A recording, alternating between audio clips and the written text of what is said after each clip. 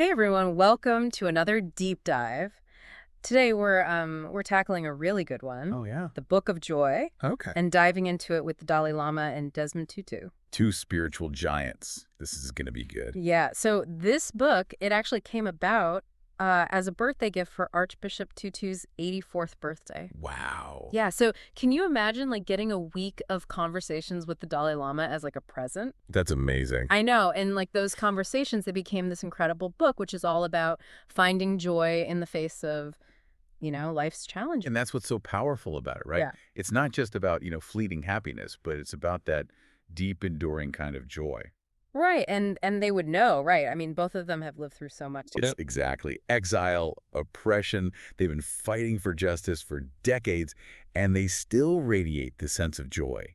It's really inspiring. Yeah. And the book, it doesn't shy away from the reality of suffering either. Yeah. It actually tackles it head on, which I think is what drew me to it. Yeah, for sure. Like for the Dalai Lama being exiled from Tibet for, over 50 years, I can't even fathom that. Right.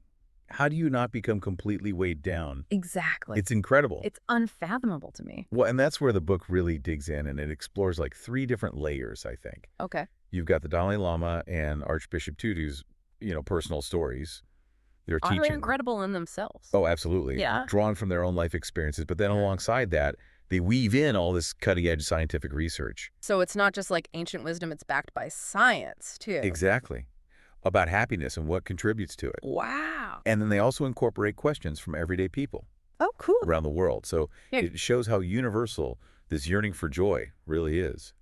It's funny you should say yearning for joy because I was thinking about the Dalai Lama's answer about being exiled, when he was asked about it. And he basically said, home is where you are loved. The people who love you, they are your home.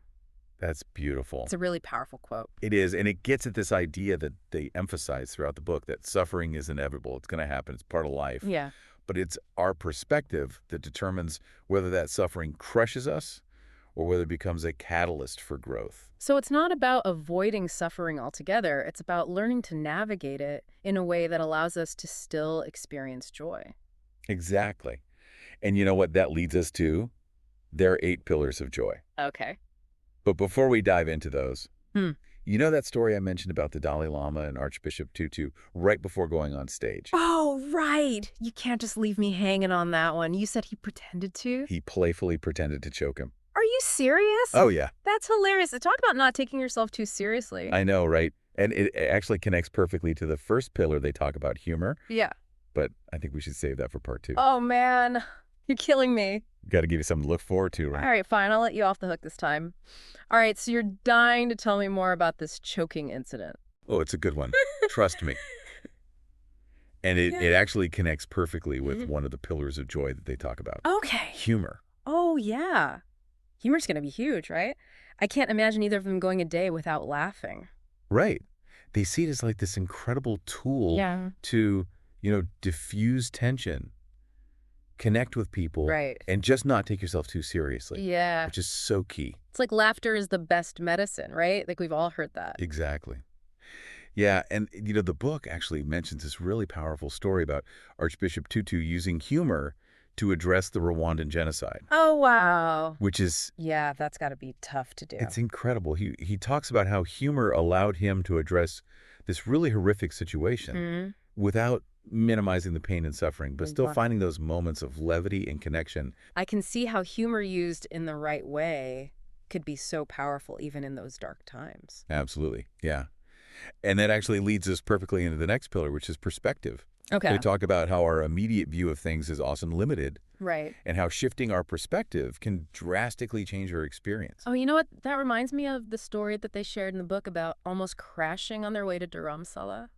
Oh, yeah. Do you remember that? That's a great example. Yeah. They were annoyed about a flight delay, Mm-hmm. and that delay probably saved their lives Oh, wow. because the flight that they were originally supposed to be on Mm-hmm. ended up almost crashing. Talk about a wake-up call. Right. It's Yeah. all about perspective. Hey, suddenly a little delay doesn't seem so bad, right? Exactly. And then there's also the story about the Dalai Lama meeting this kind of self-important spiritual leader who demanded a higher chair. Oh, boy. And how he respond to that. Oh, he just smiled mischievously and then proceeded to imitate him, like demanding an even higher chair. Oh, he didn't. It was hilarious. That's amazing. And such a good example of the next pillar, which is humility. Of course, being able to laugh at yourself. Got to be essential for joy. Exactly. It makes you so much more relatable and approachable to others as well. Totally. No one wants to be around someone who takes themselves too seriously all the time. Right. So we've got humor, we've got perspective, we've got humility. What's the final pillar of the mind? The final one is acceptance. Okay. And I want to be clear here. They're not talking about resignation, but they're talking about acknowledging reality as it is, Okay. which then allows us to work towards positive change. It's kind of like that serenity prayer, right? Grant me the serenity to accept the things I cannot change, Exactly. the courage to change the things I can, and the wisdom to know the difference. Yes. Speaking of wisdom, how do they even define that? They actually dedicate a whole chapter to wisdom. Oh, wow. They define it as this ability to see the bigger picture, Okay. to understand the interconnectedness of all things, and to act with compassion and skillful means. That makes sense. And it actually makes me think about that story of the Dalai Lama's advice on, like, dealing with a difficult neighbor. Yes. Wasn't it something about focusing on what we can control? Exactly. That's a key part of acceptance. We Okay. can't control other people, but we can control our own reactions and responses. Right. And often that's where we find the most freedom and peace. Gosh, this is resonating so much with me already. The powerful stuff. We've covered so much ground with these pillars of the mind, Yeah. but we can't forget about the heart. Right. So what are some of those pillars and how do they relate to cultivating joy? Well, hold on to your hats because this is where it gets really good. Right. Lay it on me, the pillars of the heart. Okay, so let's start with forgiveness. Okay. This is a big one, Yeah. and it's often misunderstood. Mm-hmm. They're not saying condone, harmful actions. Right.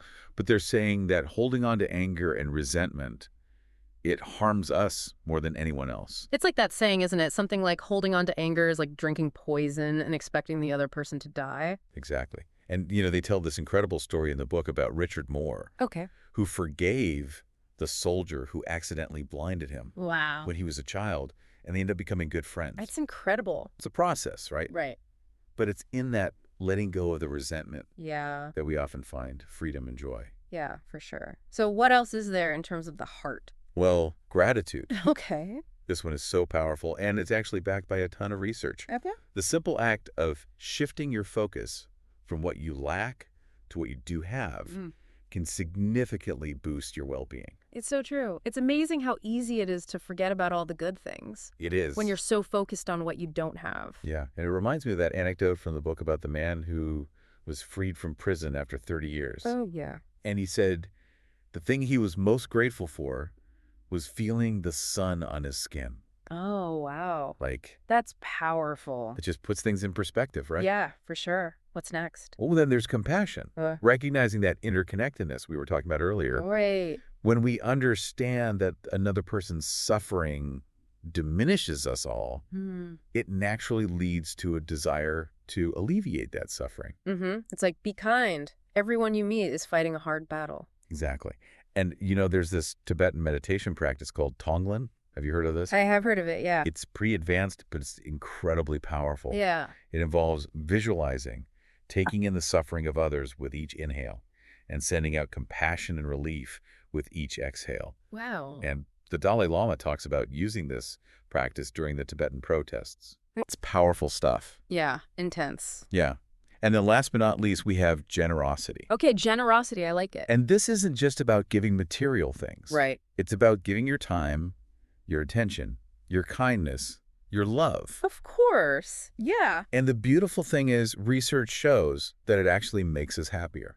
It's a win-win. It is. And, it makes me think about that story in the book about the woman who took in 100 street children. Oh, my gosh. Yeah. It just highlights how one act of generosity can inspire countless others. Yeah, it creates like a ripple effect. Exactly. So we've covered all 8 pillars. We did it. 4 of the mind, 4 of the heart. Yes. This has been incredible, but I feel like people listening are probably thinking like, okay, that's a lot of information. How do I actually put this into practice? Right. It's like drinking from a fire hose. Yeah, exactly. But that's where the rubber meets the road, right? Yeah. And the good news is the book offers all these practical exercises to cultivate each pillar. Okay, cool. And, it's like building any skill consistency is key. It's like hitting the gym for your mind and your heart. Exactly. Yeah. Even just a few minutes a day can make a world of difference. Totally. What kinds of things are we talking about here? Well, they talk about simple breathing practices Okay. for focus and stress relief. Right? They suggest meditation walks, turning an everyday activity into a more mindful experience. Ah, I like that. There's Mudita practice, Right? which involves cultivating joy for others' successes. Yeah. And then finally, there's the death meditation. Okay. That was a little more intense. It's not about dwelling on death, Right. but using it as a reminder of the preciousness of life. Yeah. Yeah, and when we remember that our time here is limited, Right. it can motivate us to savor each moment. Yeah, absolutely. Well, this has been really eye-opening. I don't know about you, but I feel like I could use a little bit more joy in my life. Me too, always. So this was a good reminder for sure. It's a practice. Yeah, it's not a destination. Exactly. Well, thank you so much for joining me on this deep dive today. This has been fantastic. Thank you for having me. It's been a joy to be here. And to all of you listening out there, thank you so much for joining us. We'll see you next time.